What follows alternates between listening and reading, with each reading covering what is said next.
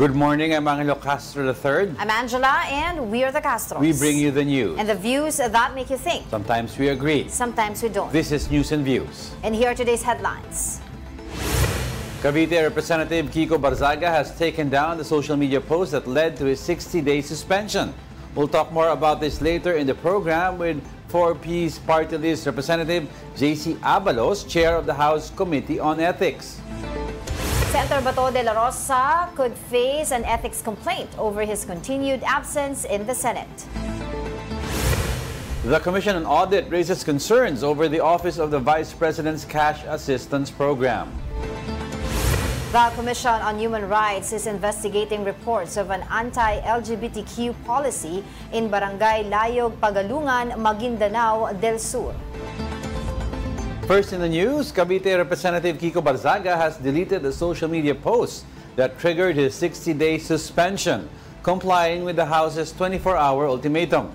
The details in this report by Mobile Journal, Amy Atienza. Suspended Cavite 4th District Representative Kiko Barzaga took down the 24 social media posts, which the lower chamber argued to be tarnishing the reputation of the institution. This follows the 24-hour ultimatum given by the House of Representatives for Barzaga to delete his posts. With the compliance, this means that Barzaga will just continue to serve his 60-day suspension and no more severe consequences. Further, House Ethics and Privileges Committee Chairperson JC Abalos continues to defend the lower chamber in a press briefing held Tuesday. That is after Representative Barzaga said that he was silenced due to his attacks to President Bongbong Marcos in a plenary session held last Monday. Abalos clarifies, ang House of Representatives, wala po sa amin kung meron kang oposisyon or kung hindi ka sumasang-ayon sa pamahalaan. Hindi po yan problema dahil karapatan po natin yan. The Ethics Committee chairperson also made sure that Barzaga was suspended because of his violations in the House Code of Ethics. Kung titingnan po natin ang committee report, pinarusahan po si Representative Barzaga on 3 grounds.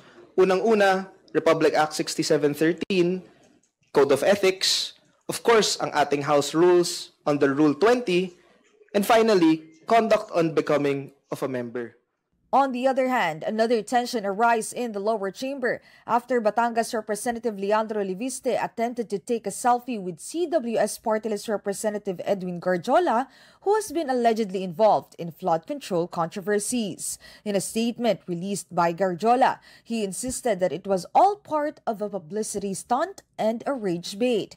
He even said, quote, I call on Representative Leviste and his media collaborators to respect the decorum of the House and the dignity of public service. The Filipino people deserve seriousness and integrity, not orchestrated disrespect. Kapatid Amy Atienza, we are One News. Now is 4P's Party List Representative JC Abalos, Chair of the House Committee on Ethics. Good morning, Kong, and thanks for joining us. Hi, good morning, Sir Diego, Ma'am Angela. Thank you so much for having me on your program. Well, I guess you've already said in the report your primary basis for recommending a 60-day suspension for Congressman Kiko Barzaga. Maybe we would like to ask your reaction on the recently deleted post. Well, of course, I appreciate that respondent, Representative Barzaga, complied with the order of the plenary upon 2/3 vote. So, that's all. Congressman Barzaga came out in an interview recently while he said he respects naman the decision, but he said he will not be silenced and hindi daw niya iibahin ang sarili niya just to please anyone. What would happen po if he maintains this kind of behavior after or even during the suspension? Well, I want to put on record that criticisms, expressing your opposition and dissatisfaction towards government service is a legitimate exercise of the freedom of expression. However, even though we give a wide latitude to ordinary citizens regarding this protected freedom, if you are an elected public official, we are subjected to higher standards because what we say and what we do, it carries weight, authority, and it might have political and even legal consequences. So as far as any representative goes, they have the freedom to speak out, and napakahalaga yon in any healthy democracy, but they must do so within the bounds and the norms of acceptable conduct that we expect from elected public officials. Well, right. I was wondering, Kong, if you were able to talk to Congressman Barzaga prior to the suspension. Kumbaga, nagkaroon ba ng warning prior to this? Well, throughout, we had more than 2 months to deliberate on the complaint that was filed before the Ethics Committee. So dito po, unang-una binigyan po natin ng pagkakataon mag-reconcile yung complainant pati yung respondent. Pangalawa, during the hearings and the deliberations, there were times wherein the respondent would be late, but the committee would still afford him a chance to present his personal defenses. During the adjudicatory hearing, there was a motion for postponement by the respondent since his counsel was sick. We gave due consideration to this, and we even scheduled a special hearing so that he may exercise his right to defend himself and to cross-examine the evidences and the witnesses of the complainants. All right. Of course, a lot of people are saying na the reason why na nagkaroon ng suspension ito because he's been a critic of the of this administration. So, aside from what you've mentioned earlier, ano pa ba yung what are we going to tell the people to make sure na yung we're not how do we do this? How are we this how would you respond to those concerns na saying how do we draw the line between free speech and criticism? The Constitution provides a very high threshold for the House of Representatives to impose a sanction of suspension or expulsion, 2/3 vote.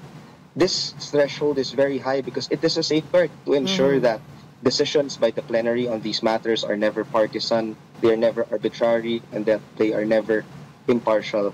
And of course, we observe due process. The committee report was one of the most lengthy committee reports I've ever read. It consists of 28 pages. Nakalagay po dyan lahat ng minutes ng ating mga proceedings, and everything was considered from the complainant side and to the respondent side. Kong, I'd like to ask, how do you separate being a legislator or a congressman from being a regular citizen of the Republic, given several people have pointed out to his antics as being acceptable if you were a vlogger, if you were an entertainer, pero as a congressman, and he does this on his own time, ano ang limitations dito? Well, alam naman po natin lahat, at nakita naman po natin lahat, hindi po katanggap-tanggap para sa isang public official na mag-post ng karangyaan na may hawak ang mga pera. Hindi rin po tama para sa isang public official na mag-post ng lewd photos na nakakabastos sa ating mga kababaihan. And these forms, these posts, they are not genuine political criticisms. And napakahalaga po na iangat natin ang level ng diskurso sa Kongreso. Kasi kung titingnan po natin ang composition ng House of Representatives, iba't iba po ang partido ng mga tao, iba't iba ang constituencies, iba't iba ang pananaw, at meron po kaming kapayapaan na i-criticize ang gobyerno. But we must do so within the bounds of what is acceptable and what is expected from an elected public official.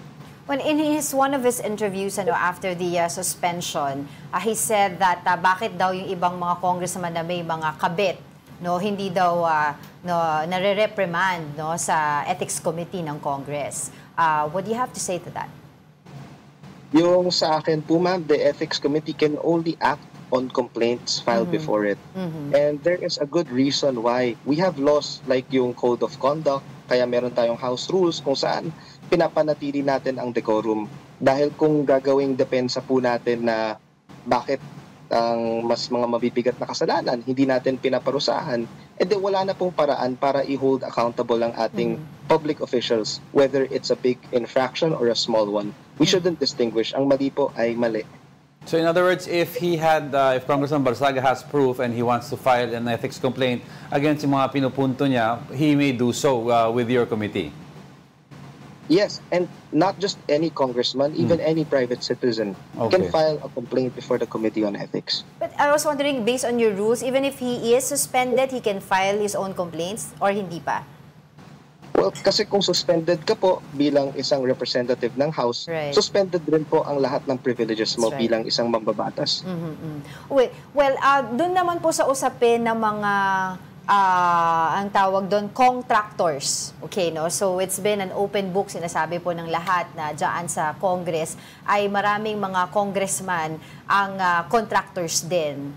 Hence, nagkakaroon ng issue ngayon sa mga flood control, mga deals with the government. I was wondering if the committee is going to do any motu proprio investigations regarding this to make sure po, para makita din po ng tao yung transparency ng Congress itself. Of course, naniniwala po ako na kailangan managot ng ganitong klaseng mga opisyal kasi higit namang mas malubha ang kanilang pananagutan kumpara sa mga ethics complaint. The House Committee on Ethics is ready to act on any complaint that is filed before it, and me as presiding officer, should any member upon motion bring this matter up, we will take it accordingly, it will be voted upon, and it will be acted upon. So naniniwala po ako na mas mabigat pong infraction yon.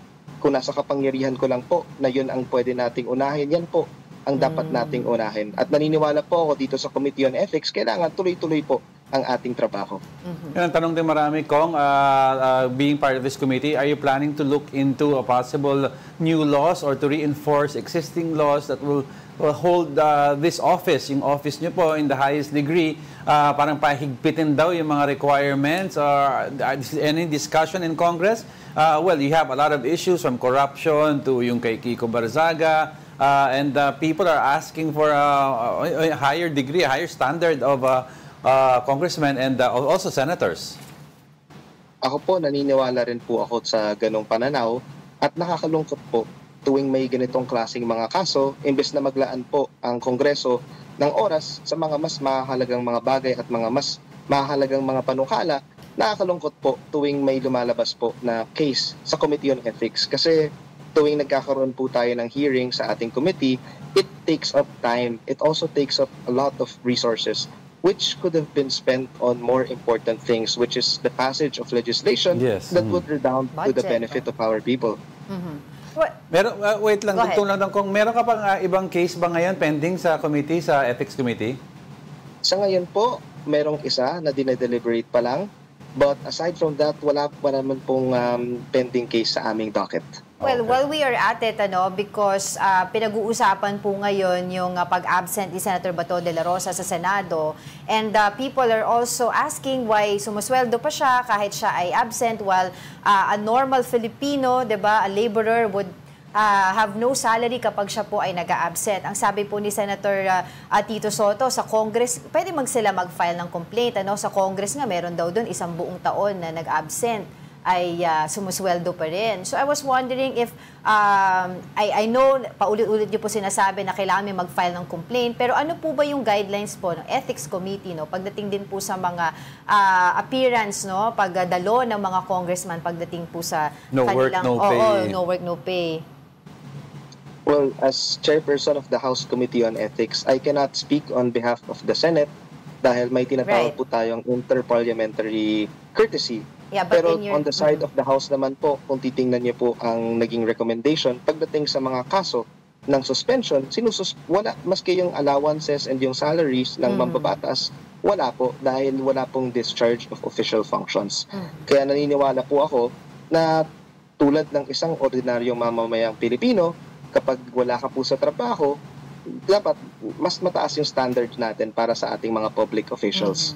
Pero ngayon ba, have you checked po yung mga attendance sa Congress dyan na may mga, ganun din po ba yung policy sa inyo na kahit absent, binibigyan pa rin ng sweldo sila? Well, as a matter of fact, I've made this communication even with the previous House leadership, maski sa previous Secretary General namin. Sabi ko po sa kanila, humihingi ako ng kopya ng mga attendance sheet kasi dapat malaman rin ng taong bayan kung sino yung complete in attendance dahil bawat araw po namin sa Kongreso, pinapasahuran po yan.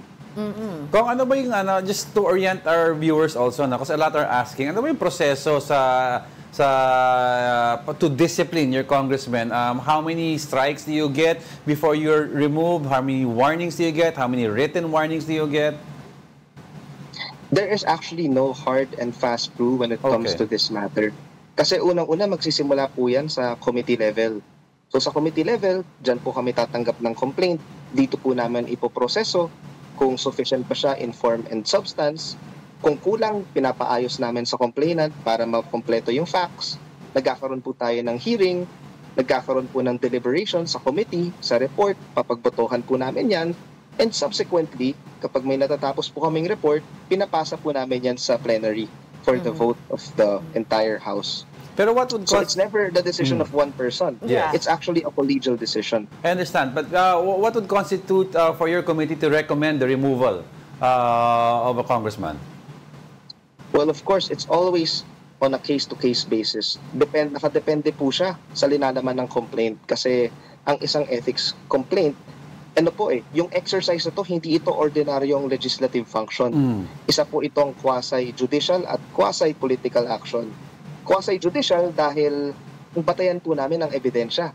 Ang batayan po namin ang complaint na binibigay ng complainant at nagkakaroon ng hearing. Yes. Binibigyan namin ng pagkakataon na magkaroon rin ng defense. Quasi-political dahil ang kapangyarihan na ito ay nakasaad sa konstitusyon mismo. At may kinalaman po ito sa isang opisyal na ihinahalal rin po ng tao. Kaya dapat nga po, these matters must be dealt with utmost sensitivity. Dahil isa po itong constitutional mandate na ibinigay sa House of Representatives and it must be exercised responsibly. Well, I want to go back lang po dun sa question ko kung kasi yung sa sinabi nga ni Senator Tito Sotto, dyan daw sa Congress, meron nga daw isang buong taon wala pero sumweldo. Would you know who that is? Well, wala po Wala akong pa kayong alam record? ko, pero kung meron po tayong findings on that matter, the Committee on Ethics is open to accepting any complaint from anyone, including private citizens. And din po sa question ko kanina, ganun din po ba sa Congress kapag kahit absent ang mga Congress, may sweldo pa rin sila? Yung sa pagkakaalam ko po, sa Congress kasi may mga district representative yan na may mga probinsya pa. Right. So may mga times po na meron silang official business pagdating sa kanilang mga constituency. Pero as far as attendance goes, as I have said, hinihingi ko rin po ito sa aming Secretary General dahil nais po namin maglagay ng mga measures para masigurado ang attendance at participation ng ating mga mambabatas. And of course, we have to give due recognition to those who always show up and to those who always participate. Alright. So, since you're here na rin po, Kong, and I understand that you're in the Ethics Committee, I would just like to ask lang po ng konting bahagya doon po sa usapin ng budget, dahil yan po talaga ay mainit sa mata ng mga taong bayan natin, dahil nga po doon sa naging issue ng 2025, which is dubbed as the most corrupt budget. I was wondering, you were in the 19th Congress po ba? The 19th Congress, tama po, no? Yes. Oo. So, yes. Can you shed light doon po doon sa nangyari sa budget doon?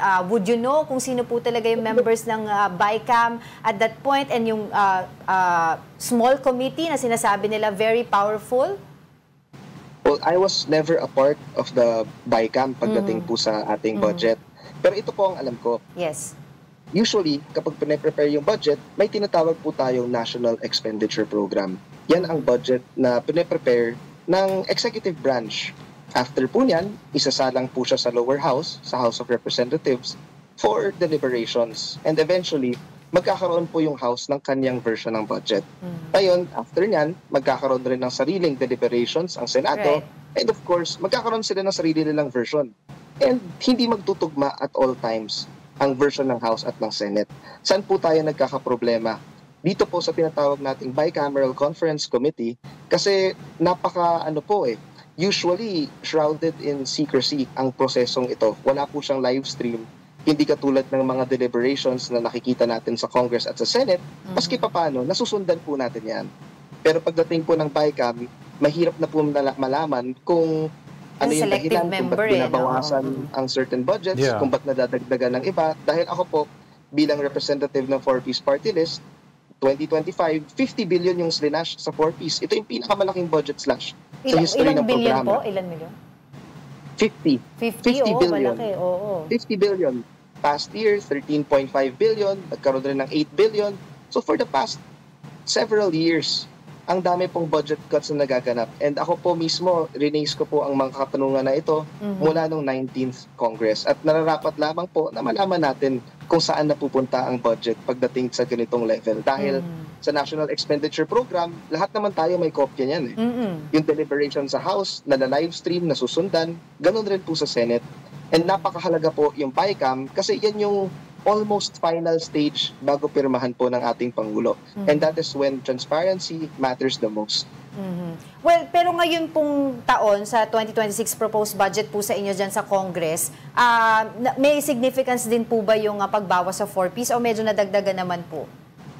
Well, sa version ng House of Representatives, retain yung 113 billion proposed budget para sa 4Ps. Pero kung titingnan po natin yung mga nakaraang budget, wala namang nanawagan sa Kongreso na tapyasan yung budget ng 4Ps. Ganon din po sa Senado. Wala pong nanawagan na tapyasan yung budget na yan. Kaya nga po yung katanungan, pagdating sa BICAM, ano yung nagiging dahilan kung hindi naman natin nakikita sa minutes ng mga deliberations na may panawagan palang tapyasan ng budget ang ganitong klaseng mga programa. Well, we hope to see those questions answered sa magiging BICAM nila na it's going to be live stream na, 'di ba? 'Yun ang pangako nila. Yeah, for now, maraming salamat. Maraming salamat for joining us and we hope to have you again. That's 4Ps Representative JC Abalos, Chair of the House Committee on Ethics. Good morning. Thank you for joining us. Right, Senate President Tito Soto says anyone concerned about Senator Bato de la Rosa's continued absence from the Senate may file an ethics complaint. Here's the report. Ang advice ko sa kanya, kung wala siyang intention na mag-surrender, magtago siya mabuti. That was the advice of Senate President Pro Tempore Ping Lacson to Senator Bato de la Rosa, who has been absent since the Senate resumed session on November 11. According to Lacson, the last time he spoke with de la Rosa was in their senators group chat about 2 weeks ago. Kumusta ka na? Mag-ingat ka lang, gano'n. Ang biro niya lang sa akin, sir, i-break ko yung record mo sa pagtatago. Tapos may haha. Recall that Lacson also went into hiding when he was implicated in the Deser Corbito double murder case. He was later acquitted.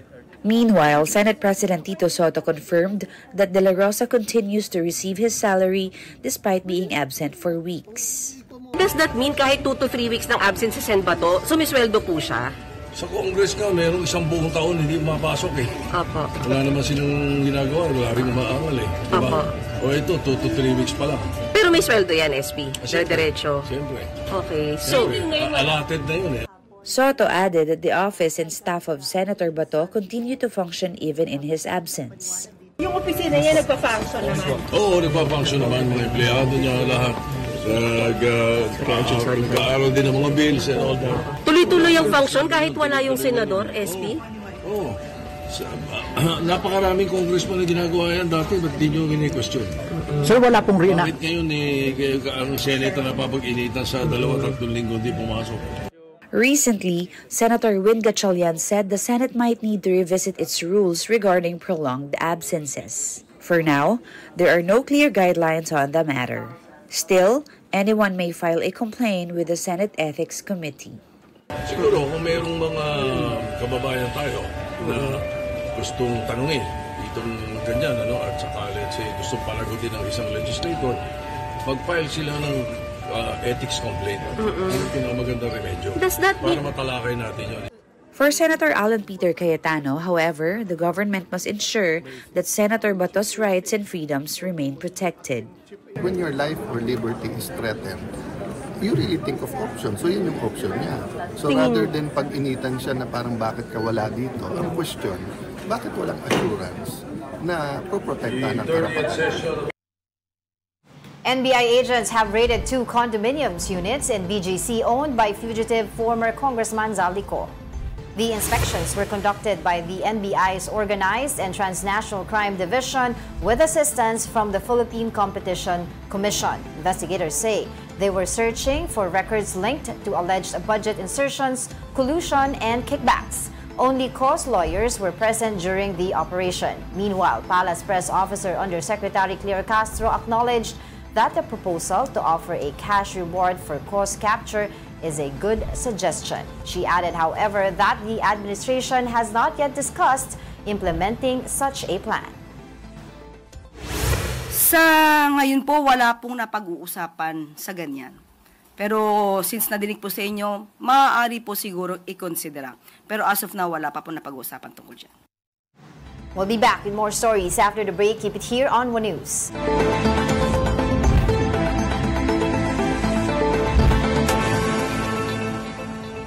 Good morning. You're still watching News and Views here on One News. The Commission on Human Rights is investigating reports of an anti-LGBTQ policy in Barangay Layog, Pagalungan, Maguindanao del Sur. According to the CHR, barangay officials allegedly conducted Operation Supak, visiting homes of people perceived to be lesbian or gay and forcing same-sex couples to separate. The CHR says the actions violate privacy, dignity, and equal protection rights, noting there is no Philippine law that prohibits same-sex adults from living together. The CHR also cited the Safe Spaces Act and Magna Carta of Women, which penalize discrimination and homophobic or transphobic acts. Now, to further discuss this matter, we have Attorney Twyla Rubin of the CHR's Gender Equality and Human Rights Center. Good morning, ma'am, and thank you for joining us. Tama ba yung pagsabi ng name nyo? Tama po, Attorney Twyla po from the Center for Gender Equality, Women's Human Rights. Alright, Attorney, how did this issue come to light? No? Paano nyo po na-discover ito to the point na nag-launch kayo ng investigation? Nung nangyari ito, it was actually a news interview by Brigada News FM 89.3. Tapos nakita ito ng Commission on Human Rights. And in fact, when posted in social media, tinag po ng mga maraming LGBTQ communities yung Facebook account ng CHR saying that as gender umbod, dapat kami umaksyon. Ito yung dahilan kung kaya agad namin itong ni-refer sa aming regional office sa CHR 12 and then directed them to conduct an investigation. At dahil din ang lugar kung saan ito nangyari ay within the BARM or Bangsamoro Autonomous Region, nakipag-coordinate yung aming regional office sa Bangsamoro Human Rights Commission or BHRC. Kasi yung BHRC, sila po yung may jurisdiction, sila yung counterpart namin na gender umbod and counterpart namin na Human Rights Commission within the Bangsamoro. So agad-agad nagkaroon ng investigation. Ang pinaka-update dito po ay last Monday, ang aming investigator ay nakabisita na sa barangay kung saan nangyari itong insidenteng ito. Nakausap yung barangay captain at may nakausap na rin na members ng LGBTQ community na naging bahagi ng tinawag nga na Operation Supak. Ano po ba yung Supak, ma'am? What does it mean? Parang tutol. In Bisaya kasi tutol. And although yung interview ng barangay captain, he said na wala daw Operation Supak. That's what he told our investigators. What he clarified was that marami daw pumupunta sa barangay nila, nagre-reklamo about women living with other women and men living with men. At ito daw ay labag sa Islam or sa relihiyon at ang madalas na pumupunta sa barangay nila ay mga old persons at saka yung religious leaders. Kung kaya ang ginawa daw niya bilang barangay captain ay pinatawag itong mga individuals na ito. So yun yung rason namin, no? And we had ang aming regional office conducted an interview with him and then kinausap din yung iilan na mga na-involved na mga individuals pero kailangan pang magkaroon ng follow-up interview. So para klaruhin, attorney, is this an official policy implemented by the barangay or it's merely yung barangay captains reacting on a complaint based sa mga religious leaders sa area? Ang pagkasabi nila dun sa aming investigator ay he was acting on doon sa mga complaint or sinasabi ng kanilang mga members ng community, but this is also what we are investigating pa further because yung sa brigada during the interview parang lumalabas na pinapatawag talaga yung mga members ng LGBTQ community at pinipirma, kinonfirm din naman daw, sinabi ng isang LGBT member na na-interview, may pinapirma daw sa kanila ng barangay na hindi na sila magsasama. So did you see that form that they signed? Yun po yung hindi pa po namin nakuha o nakita yung form kasi ongoing investigation. Actually, I'm just providing initial report. Yung full report na aming region, we still have to get it. Pero yung clear sa amin is we asked if there's a or ano yung basis nila in law and in rule, no, kung ano Yes, yung kanilang oo. basihan, bakit nila ginagawa, wala silang ma-cite, no, except that yun na nga, may nagsasabi na members ng community na this is against Islam, yun din yung sinasabi ng kanilang some religious leaders, and during the interview that's shown na pinagbasihan ng aming investigation, klaro din na sinabi ni Barangay Captain na ang basihan niya ay ito ay pinagbabawal sa Islam yung pagsasama. Although he said sa aming investigator, pag individual LGBT members daw, hindi naman daw nila ginagalaw. Yung kanila daw kinakausap ay yung mga nagsasama. Same pa rin yung aming position, no, yung aming statement dito ay walang batas that prohibits That's a right, woman oo. to another woman. Wala pong batas for a man living with another man. Walang batas against LGBTQ persons or individuals, no? So, we are very concerned and alarmed sa nangyaring ito. Kaya we're asking kung ano yung basihan talaga ng barangay captain, especially if they are using government resources. That's kasi right, oo. dineploy niya ay yung kanyang peace action team. Yes, that's right. Pero attorney, alam naman natin walang batas ito, no? But are these people, yung mga members or yung mga fellow members natin ng LGBTQ community na pinaghiwalay, are they members of yung Islam also? I think so, but we have to ask as well our investigators kasi hindi pa po namin or wala pa sa kamay namin yung full report.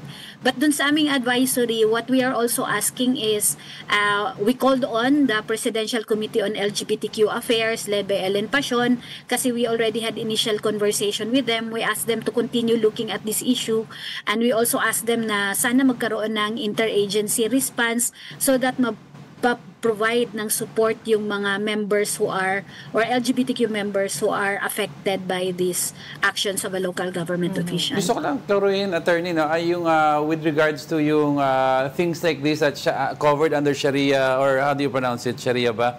Sharia court. In other countries kasi, di ba, medyo may say sila to enforce Islam, no? In the BARM setup, paano po ba ang patakaran natin pag sa mga ganitong issue? Ay yung tinutungtungan lang naman din namin gaya ng lahat ay yung ating konstitusyon, no, at kung ano yung may batas na meron. Even and Bangsamoro law, wala namang sinasabi doon na against LGBT. In fact, it's also enshrining rights of equality, rights of due process. Right. So I think they are still governed by the rules that we're governed with, and I think all government actors, officers should be governed by the rule of law. Dapat yung lahat ng action natin ay may basihan sa batas, at kung walang batas and if it's based on religion, meron din tayong tanong because we are a secular state, no, we cannot use government resources for that. Yung Supreme Court issued and stated that there's benevolent neutrality on the part of the state. If your practice of religion does not impair or affect other rights, we allow it, the exercise of it as much as possible. We are raising concern because we are the gender umbudno, and we're concerned that particular actions target specifically LGBTQI persons. Oo. Kasi parang it is discrimination na. Yeah. Oo. Pero I was wondering, attorney, is this the first time we heard about this operation? Baka meron pa rin iba sa ibang mga lugar? This is the first time we've heard of what they called SUPAC, o yung pagtatawag sa mga yung mga nagsasama na members ng LGBTQ community. But previously, we've also had a complaint na yung mga bata naman, yung mga lesbians, na yung pinatawag naman din, and then there were issues about haircut, yung pinuputulan yung kanilang yung buhok nila because they're not supposed to have long hair. So may mga pag-intervene sa gender expression, at ang dahilan din ay yung religion din. But that one, we were not able to resolve, but the parents as well as the local government were able to agree. Pero kung nag-express din kami ng concern doon dahil children's rights yung violated, nag-express sila ng kanilang gender identity expression, tapos they were subject to discrimination. So meron naman din. I was wondering po kasi there are reports as well na sinasabi kinuha sila sa mismong bahay nila, dinala sila sa barangay. How true is that po? I have yet to report based dun sa interview na aming investigator sa barangay captain, and we'll see. Pero based dun sa na-relay sa akin verbally ng investigator ay ang term ng barangay captain ay pinatawag. So we still have to verify if it's, kasi yung sa report na sa brigada ay kinuha talaga sa bahay. So that's what we are also concerned. So with that, I can't add further details pa po. Yung moving forward po, attorney, no, paano po yung magiging protection ng yung mga LGBTQ community natin moving forward, especially now in this LGU, now coming from the mayor mismo or the LGU, from things like this that are happening? For us po we are concerned din because this might have backlash, no? Yes, kasi right. especially now na nagkaroon na ng media traction, concerned talaga kami na pag ma-identify sila, how protected are they going to be kung ma-expose yung identities nila. So isa sa action ng aming investigator ay magkaroon ng risk and safety assessment, which is part of our protocol, and kung makausap na nila, they will recommend further actions, no, based din with consent nung persons involved. Part din sa ginagawa namin is referral sa DSWD for their actions. Okay, we just want to get more details po doon sa nangyari. I was wondering, ilan po ba yung couples na sinabi na pinatawag ng barangay? Well, in the report, sinabi kinuha from their houses. Were they detained in the barangay office or barangay hall? Or dun lang sa sinasabi ng barangay captain na pinapirmahan lang sila? What did the ano tawag ba sa kanila, victims, 'di ba, say about the whole process? Dun sa side ng victims po, we have not fully had the full interview with the victims po, because we were just given the contact numbers by the barangay. So they've identified, given I think 3 names of couples. So the contact numbers pa lang yung binigay. Some they were able to talk to, pero we also would want to talk to them in a safe space, hindi dun sa barangay. So our investigator decided na magsiset ng interview na separate with the... So hindi niyo pa po sila nakausap? Parang initial pa lang nakausap, hindi pa yung full. So yung mga other details na ganito ay itatanong pa po namin sa kanila. Attorney, may feelers na ba from any of the parties na possible na diretso kasuhan na yung mga may sala dito? Wala pa po sa initial na kausap sa kanila ng aming investigators, but nevertheless yung CHR ay motopropyo naman po yung investigator, kukunan po sila ng statement para ma-formalize po yung process. Yun po yung process namin. Pag na-identify, we get the statement of the survivors, yung victims.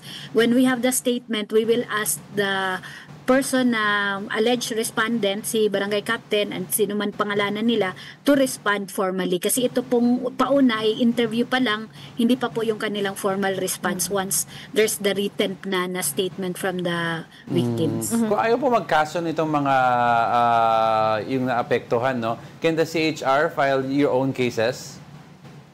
We will wait for the determination of our regional office po, because they will be doing the assessment as well dun sa nasagawang investigation. And of course, with the assessment as well of our NBank dito sa central office. Pag makuha na po namin yung kabuoang picture.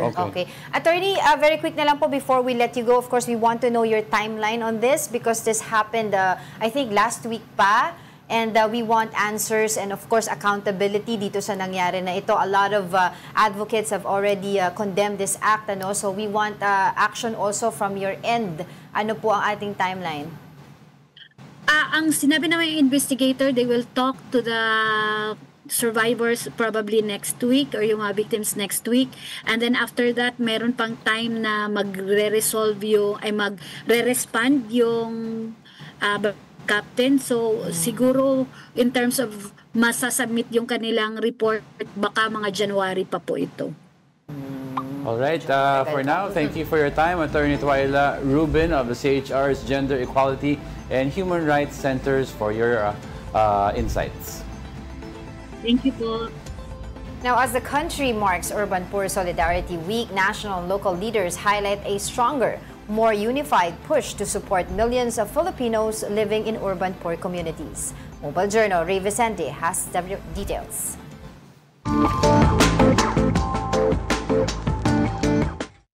This year's Urban Poor Solidarity Week is held in various parts of the country for a whole-of-nation approach to the urban poor communities. The 2025 Urban Poor Solidarity Week aims to strengthen partnerships with the urban poor sector, connecting them to national agencies. And for this year, the Presidential Commission for the Urban Poor decided to celebrate it regionally to reach remote areas. This is our first time that we decided to celebrate UPSW Regional sa buong bansa. Bakit? Kasi since nag-umpisa ang PCUP 40 years ago, we've already accredited a total of 16,530 urban poor organizations. That's a total of 6.6 million Filipinos. We'd always celebrate UPSW here in Quezon City. Ang gusto ko sana mangyari, maabot namin far-flung places as much as we can. With its team of Sama-Sama sa Pag-alpas sa Bagong Pilipinas, the PCUP echoed for a united nation through solidarity, wherein this celebration is one way to uplift the life of the urban poor community. Ang pinili naming tema ay Sama-Sama sa Pag-alpas sa Bagong Pilipinas. Ito ay paalala sa ating lahat na ang tunay na pag-alpas sa kahirapan ay makakamit lang natin kung magkakaroon tayo ng pagkakaisa, pagtutulungan, and genuine concern for others. No one agency can claim that they can help. As Quezon City remains to be one of the UPS venues, Quezon City Mayor Joy Belmonte shared how the local government promotes sustainability amid challenges. Bilang pinakamalaking syudad sa Metro Manila, tahanan po kami ng higit 3 milyong katao, 3.2 million to be exact, at 1/3 sa bilang na ito ay bahagi ng urban poor sector. Pinili namin na yakapin ang hamon na ito dahil naniniwala kami na karapatan ng bawat isa ang mamuhay na may dangal. Iniangkla namin ang lahat ng aming pagkilos sa isang pangako, kasama ka sa pag-unlad. Nasa buod nito ang pagtutok ng lokal na pamahalaan sa human and social services. Sakop ng interventions ng city government ang lahat ng components ng ALPA's flagship Community Development and Social Protection Program ng PCUP. Pursuant to the Presidential Proclamation number 367, the Urban Poor Solidarity Week is monitored every first week of December. Kapatid Ray Vicente, we are One News. The low-pressure area monitored outside of the Philippine Area of Responsibility may enter the country today. Once inside PAR, it will be given the local name Wilma. Pag-asa added that the LPA may make landfall in eastern parts of the country. Meanwhile, cloudy skies with scattered rains and thunderstorms are expected over Basilan, Sulu, and Tawi-Tawi due to the Intertropical Convergence Zone. Cagayan Valley, Ilocos Norte, Apayao, Kalinga, and Aurora will also experience rains caused by the northeast monsoon. Don't go away because we're not done yet. Stay with us.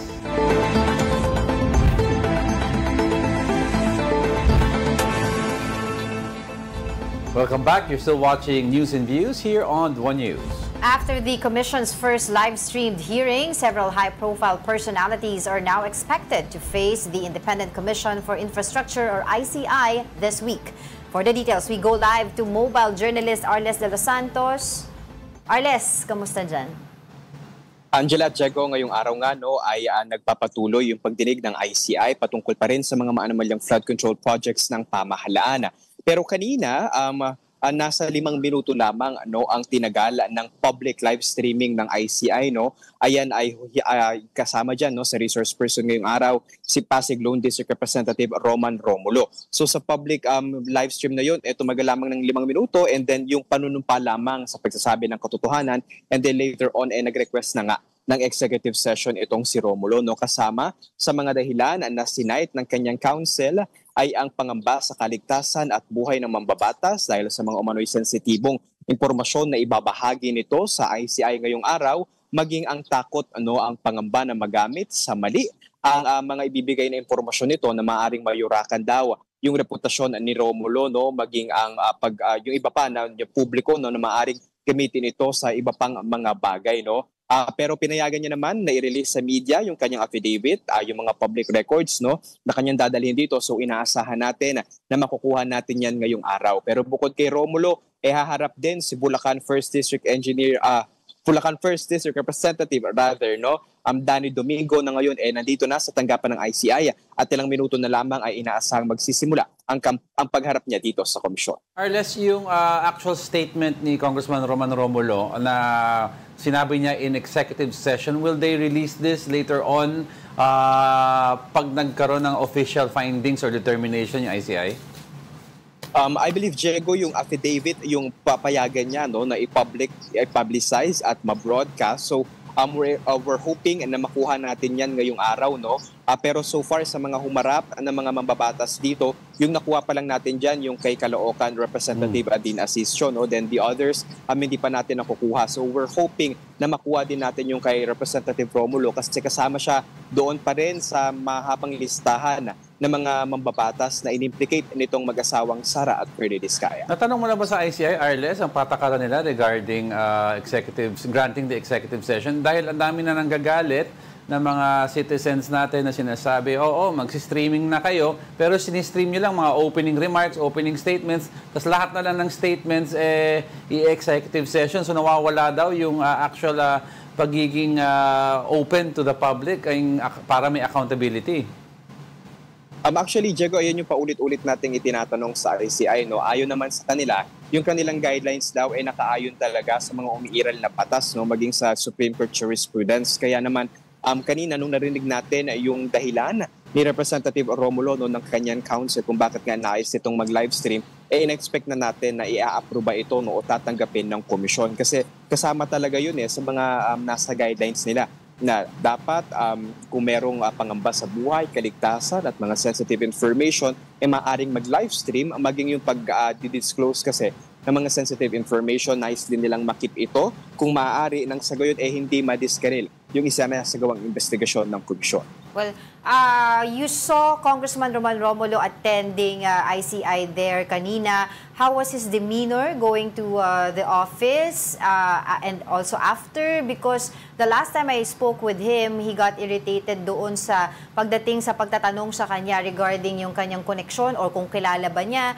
yung DPWH official that is being linked to him dito nga sa anomalous flood control projects by the Diskayas. Tama ka dyan, Angela, no? And actually, paulit-ulit naman nang itinanggi ni Representative Romulo yung alegasyon ng mga Diskayas sa kanya. Pero pagdating niya dito kanina, kalmado naman siya, no? At pagpasok niya, dumiretso agad siya dito sa hearing, no? Ng ICI. And then kanina, nung ongoing na yung hearing, kalmado pa rin naman at nananatili ang kanyang composure. Pero ayon sa mambabatas, voluntaryo siyang humarap dito sa ICI. Mabilis na lamang, Arles, before we let you go. Paano yung mga previous hearings? Will we have a copy of it para mapanood ng taong bayan? Unfortunately, Angela, ayon sa ICI, hindi na raw nila ito i-release, no? Mananatili ito sa kanila pero they assured na ito ay recorded as prescribed na parang live stream, no? Pero taped siya.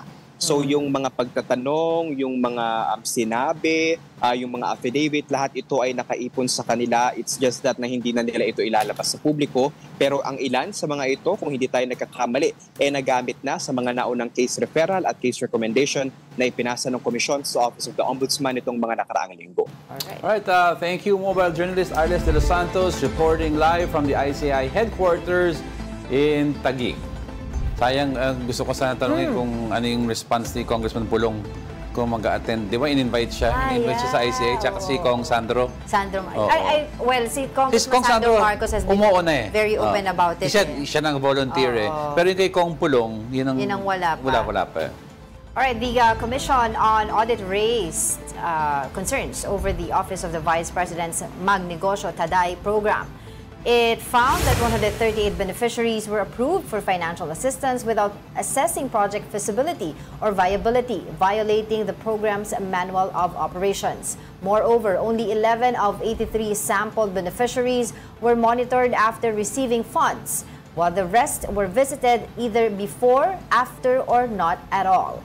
Implementing units also failed to submit quarterly monitoring reports. Financial assistance totaling 465,000 pesos for individuals and 1.65 million pesos for NGOs and CSOs was not liquidated on time.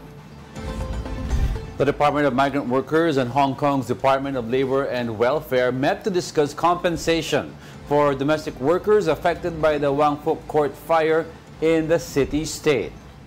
DMW Secretary Hans Kakdak personally flew to Hong Kong to check on the workers and met with his counterpart, Secretary Chris Soon.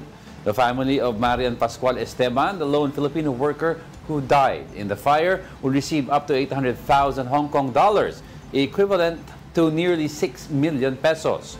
Esteban left behind a 10-year-old son in Rizal for whom the Overseas Workers Welfare Administration has pledged a scholarship support. Authorities are also processing the paperwork to bring Esteban's remains home immediately. Meanwhile, injured OFWs will receive between 50,000 to 150,000 Hong Kong dollars.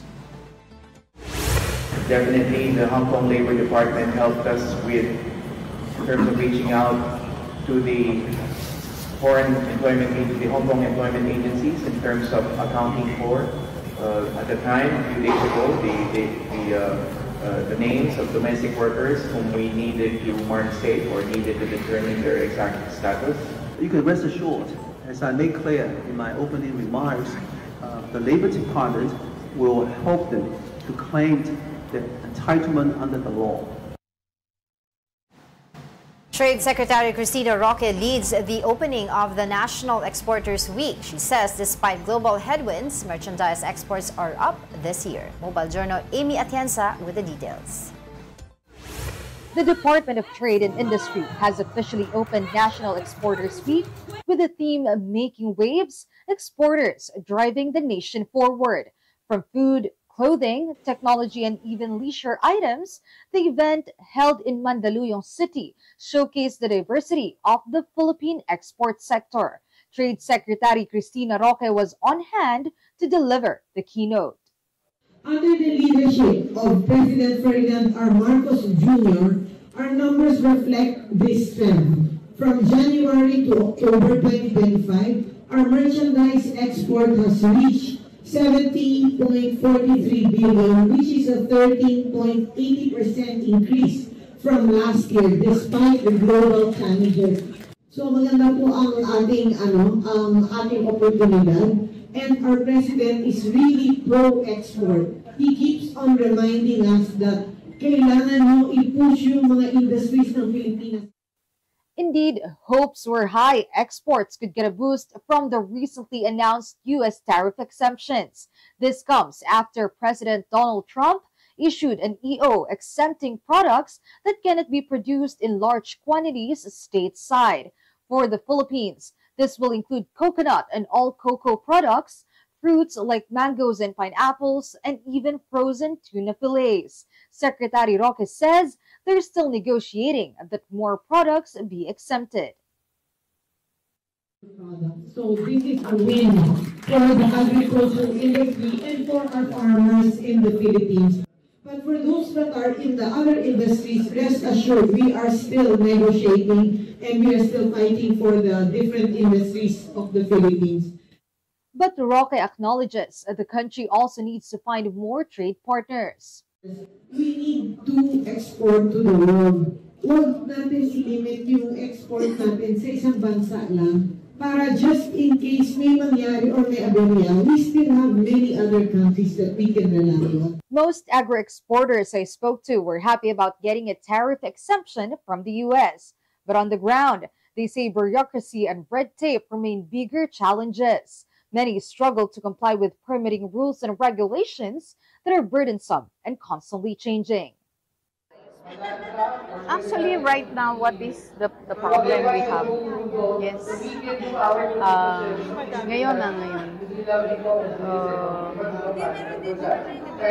some government agencies who are really linked sa mga exporters. Hindi siya yung ganun kasimbles ba? Kasimbles. To the point na the investors, the exporters, konti yung support from the government. PhilExport President Sergio Luis Ortiz Jr. says the launch of 2 digital platforms this year should help ease the burden on exporters. Well, against our pessimistic belief before, it looks like it's clearing air now, and I think at least yung target natin $110 billion for I think we can meet it. It will help the exporters a lot, no? Because it's a platform which can bring them to the world. The Exporters Week is being organized by DTI Export Marketing Bureau, Export Development Council, and PhilExport. Kapatid Amy Atienza, we are One News. And that wraps up today's episode of News and Views. Join us again tomorrow. I'm Angela Lagunsad Castro. And I'm Angelo Castro III. Kapatid, we are One News. All sides, all the time.